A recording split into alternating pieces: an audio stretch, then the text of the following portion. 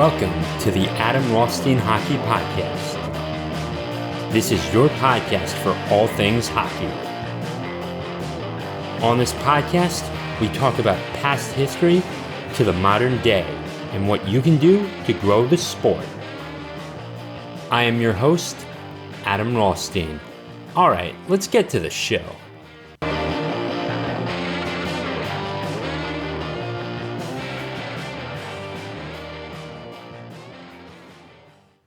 Good evening, good morning, good afternoon, whenever you are listening to this. This is episode 21 of the Adam Rothstein Hockey Podcast. So today I want to talk about records, breaking records, and certain achievements. Wayne Gretzky, he probably has the most records of any NHL player.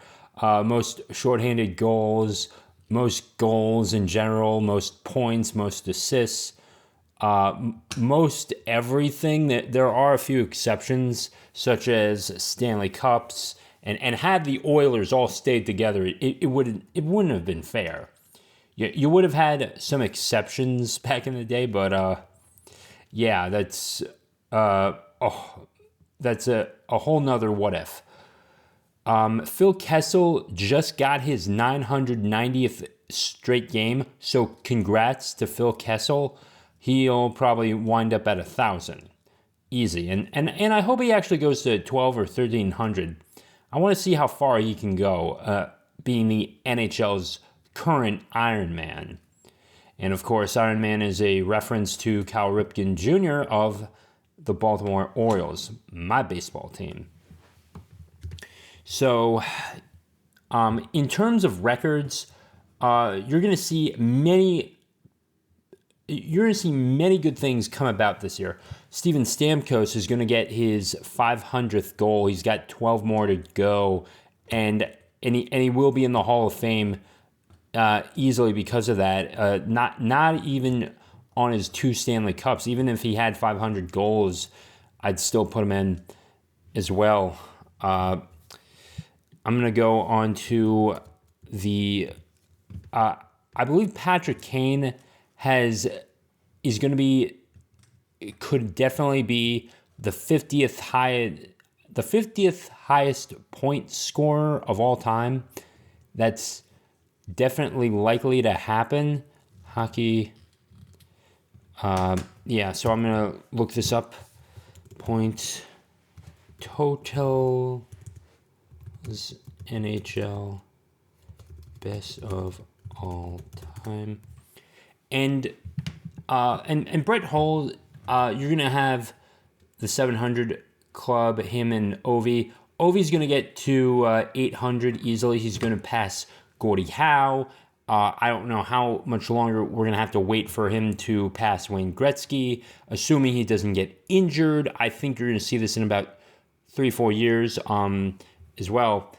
And to think about this, like, he could definitely do this in 3 years, and even if it takes him to his age 42 season or whatever, I think the fact that he did not get to have 2 full seasons, he missed essentially a season and a half.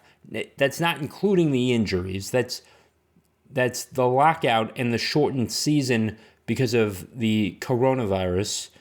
That's the reason why he was out for so long. And he wasn't playing every game too. But there's that. I'm looking. So currently at the moment, Sidney Crosby has more points than Alex Ovechkin. And Sidney Crosby is 1 year younger. He's 1 year younger than Ovi, which is significant.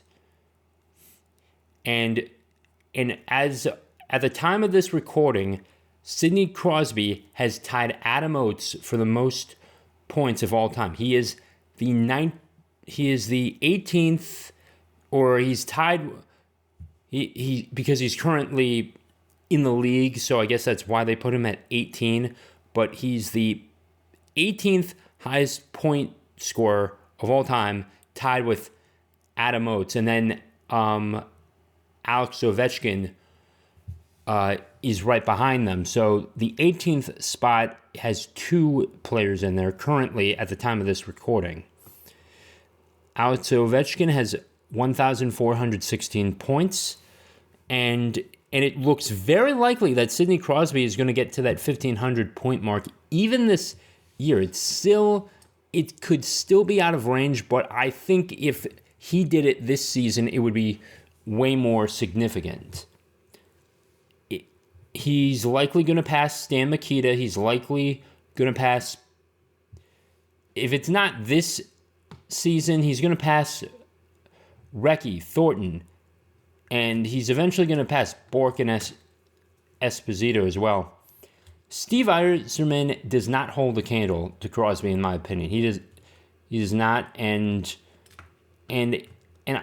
but I don't think he's going to get more than, if he passes Joe Sakic, I think that's going to be like his tap out point there. Joe Sakic has 1,641 points, and he is the 9th highest point scorer of all time.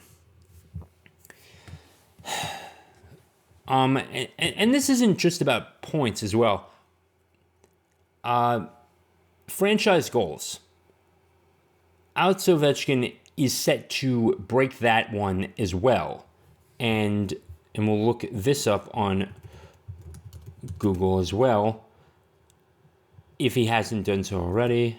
Most franchise goals, all NHL. Okay. All right, so there's... Yeah, so 786. So Ovi still has a little bit of ways to go at the time of this recording, and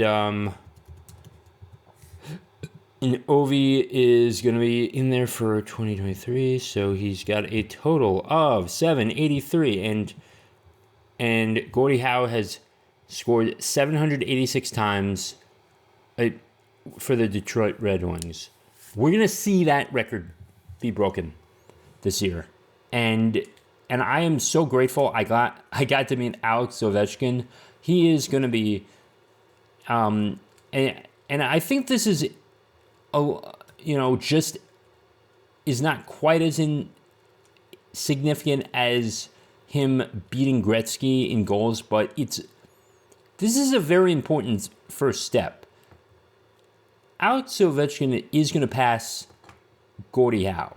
He just will in terms of goals. He is on pace. I don't know if we're going to see him get 900 or anything like that. I would love to see him get 900 goals. And to be in this game for 20 plus years is hard. Playing the sport is hard. It's incredibly hard. And he's got a cup to his name. He's done everything he needs to do to be in the Hockey Hall of Fame. And what more could you ask of him? I think if you break a record of anything in the NHL, it's almost automatically guaranteed because what comes with it also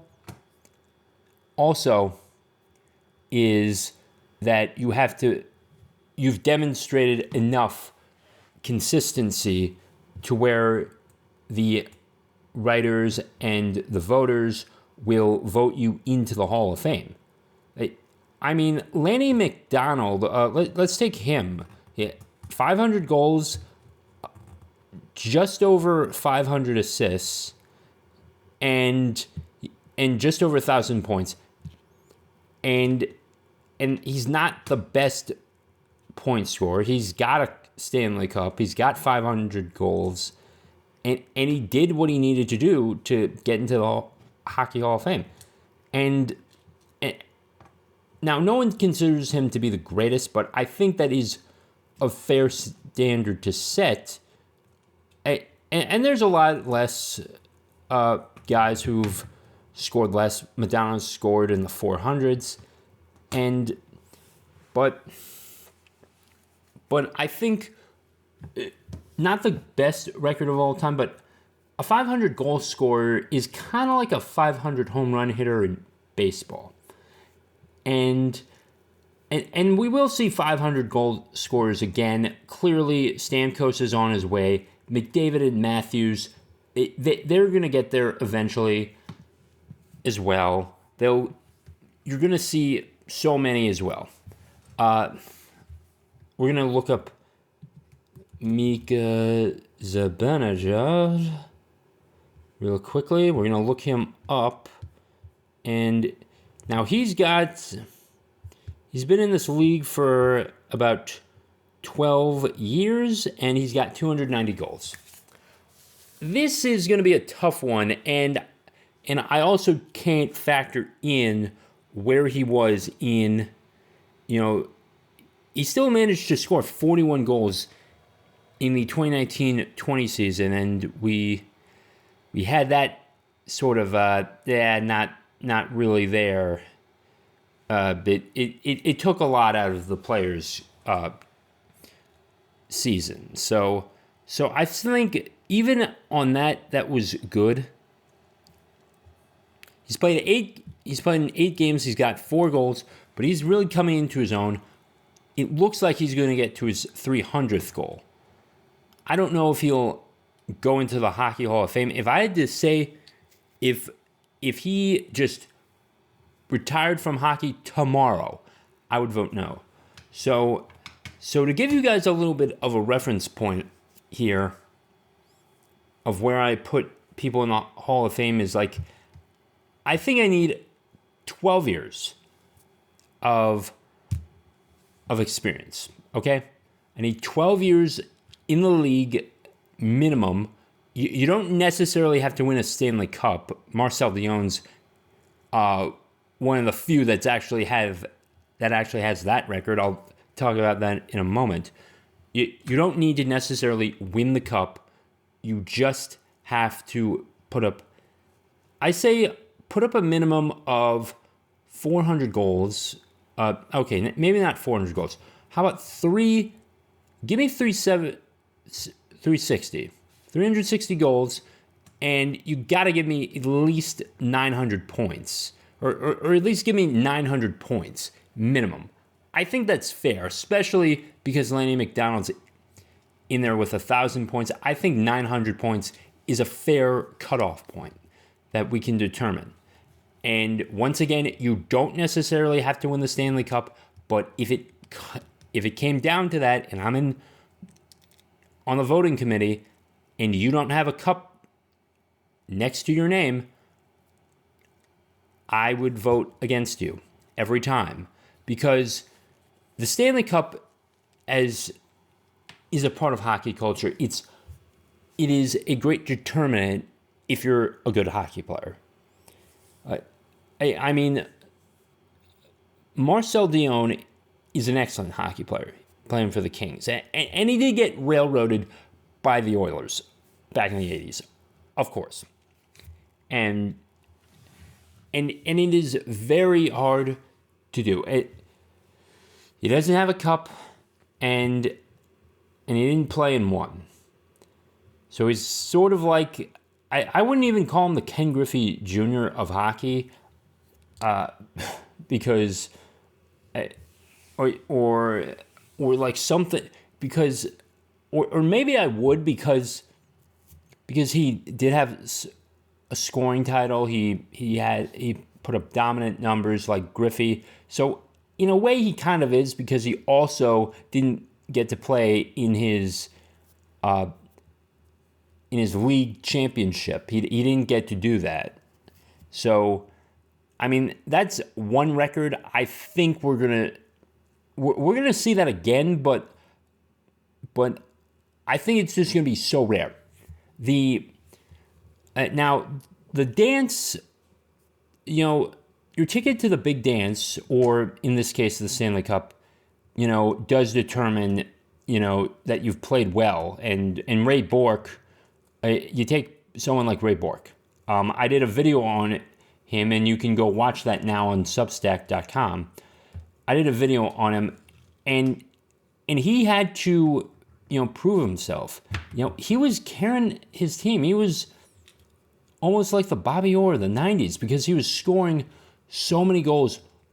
He scored more goals than Oates and Neely as well. And yes, he played with Jim Cray and all those guys. But he was your ace. He was the most worthy of being in the Hall of Fame. And it's not even close. So, because he had to be consistent, he had to be dominant, he had to not only defend, he had to score too. And that effort got him a chance to play in the 1990 Stanley Cup.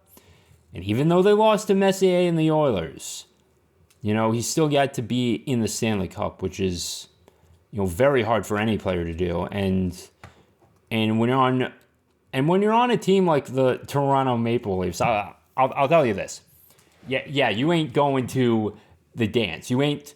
In fact, they haven't been there since before Jennifer Lopez was born. And I posted something out on my Facebook page, my personal page, and saying that rings since 1969, and then it shows Jennifer Lopez with 6 rings, and then the Toronto Maple Leafs with 0. So they haven't won. So continuing on with records and unusual streaks, I guess I'll find a way to title this one as well. But there is that. After the Cubs won the 2016 World Series, the Toronto Maple Leafs, have become the sports team with the longest drought to win their respective final championship game. That is, since 1967, it's 2022, it has been 65 years almost, yeah. It's been about 55 years, okay? 55 years, and it's going to be 56 in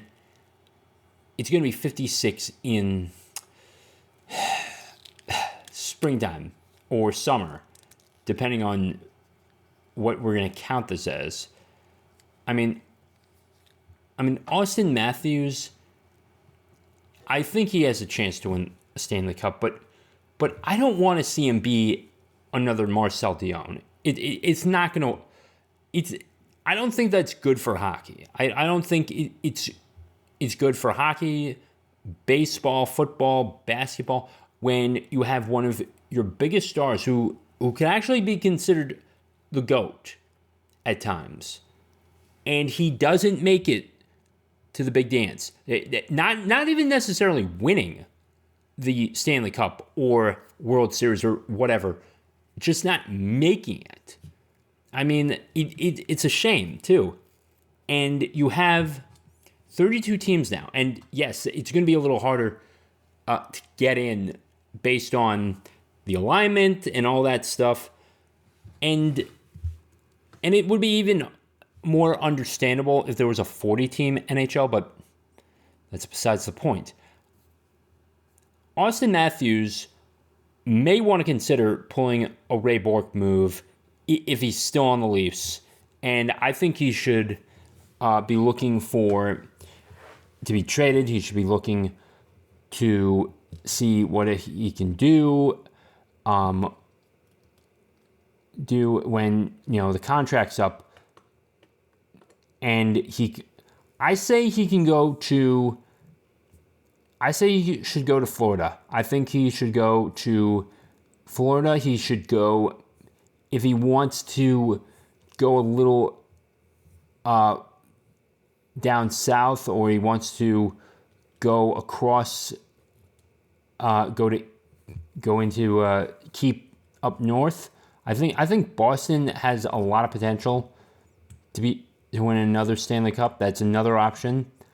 Isles, maybe, if he comes to New York City, I think he would work well with Mika Zibanejad and get that. He would get a cup with him at least. And the Rangers really gave the Lightning a run for their money. And imagine if they had Matthews on their team. You're golden at that point. You're golden, and you could easily take on Colorado, or you could take on, even if Edmonton got into the finals now, he could certainly do it. And I would not, there would be no other duo who could really do what they do. And I do think they would work out well. I'm doing well right now. So you've got that. There's been many times when you have a dynasty come about, and I think the Chicago Blackhawks were the last dynasty that we had for some time. Sidney Crosby won his first Stanley Cup in 2009, and he almost won it in 2008. Had he done it then, I would have considered maybe that a mini dynasty, but he did win the Stanley Cup 2 times in a row in 2016 and 2017, respectively. He did that. I mean, the Canadians had their dynasty back in their heyday, but after 1993, it was no more. Because Patrick Roy was gone, Claude Lemieux, you had all these other guys just go at the time. It was a different era of hockey. I think once Gary Bettman came into the league, it was really, really tough too. After that, there wasn't really much after. The Canadian teams did not get in a lot after 1993. 96, it was the Panthers and the Avalanche. 97, it was Red Wings, and I forgot who they played. I don't think it was not 97. 98, Red Wings faced the Capitals, sweep them in 4 games. 99, it's Buffalo and Dallas. 2000, it was New Jersey and Dallas. 2001, New Jersey, Colorado. 2002, Detroit beat the Flyers. 2003, the Ducks lost to the Devils and both American teams. 2004, it took them another 11 years after 93 for us to see a Canadian team in the finals. Another 11 years. And guess who won that? Guess who won? Not the Canadian team. It was the Tampa Bay Lightning. Vinny LeCavalier, Martin St. Louis, and this weird goalie by the name of Happy Bowling. I'm not even sure if I'm pronouncing that right, but then the 2005 lockout happens. Then in 2006, guess what? The Canadian team gets in again, but some weird guy by the name of Eric Stahl wins a Stanley Cup or something like that. I'm not sure. 07, the Ducks win it. Teemu Selanne has a Stanley Cup, and it's a beautiful thing. So the Ducks win that. 08, Detroit's last dominance, they face Pittsburgh, and Crosby gets to be the youngest captain, or to at least take them there, or one of the youngest to take them there at least. And then he next year, those two meet again. Crosby gets his first Stanley Cup, and that is when hockey really became a dominant sport. 2010, still no Canadian team. The Blackhawks beat the Flyers for their first Stanley Cup since 1961. Kane, Taves, and Crawford, and Duncan Keith, also go on to dominate that era in the 2010s. 2011, Boston gets in, and they want to end their drought, and guess what? They do against the Vancouver Canucks. And Vancouver, for whatever reason, I hated them so much growing up.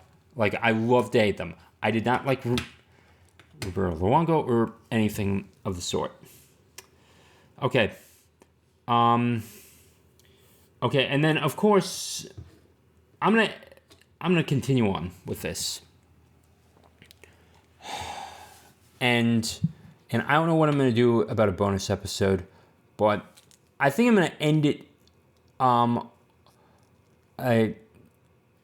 gonna end it not here, but I will have something out later in the week on Phil Kessel. I do want to talk about him. Now, just before we go, I do want to say this. Records are meant to be broken. I do think we're going to see Alex Ovechkin beat Gretzky's goal total. I don't think anyone's ever going to beat his, beat his point total. Jaromir Jagr doesn't even do that, and he's got 1,921 points total compared to Gretzky's 1,963 assists. He's not doing it. I don't think he's going to do it at all. He's not going to do it. He's not breaking. Ovechkin's not going to do that in the point total as well.